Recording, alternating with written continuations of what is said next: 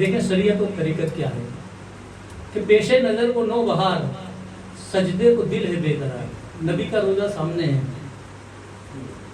उससे अच्छी नो बहार क्या होगी नबी के रोज़े से।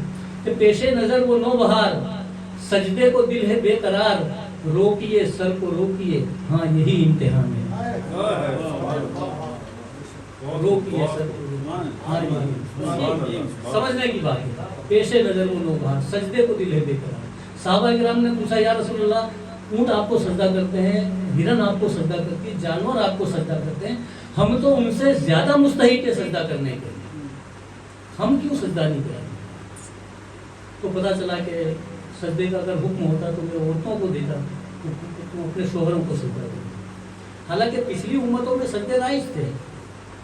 यूसुफ अलैहिस्सलाम को बाप ने सजदा करा, आदम अलैहिस्सलाम को फरिश्तों ने सजदा करा। क्या उस वक्त तो खुदा अलग था? खुदा तो एक ही था, पहले भी जो खुदा था आज भी वही खुदा है।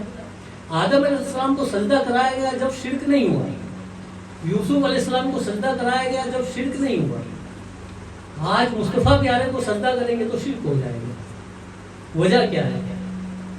बात वही आती है कि पहली की और दूसरी की बच्चे जब किताब लेके आते तो फाड़ देते। उस वक्त इससे पहले की उम्मतों पे वो राज फाश नहीं किया गया था, उनको वो शऊर बख्शा ही नहीं था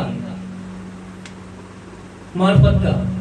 आज तुमको मार्फत का शऊर बख्श दिया गया है, तुमको बता दिया गया है कि खुदा क्या है। अब जब तुम्हें बता दिया गया है खुदा क्या है, तो फिर मुमकिन में ये कुदरत कहाँ, वाजिब में अब्दियत कहाँ। हेरा हूँ ये भी है खता, ये भी नहीं वो भी नहीं। वाजिबुल वजूद रब की जात है,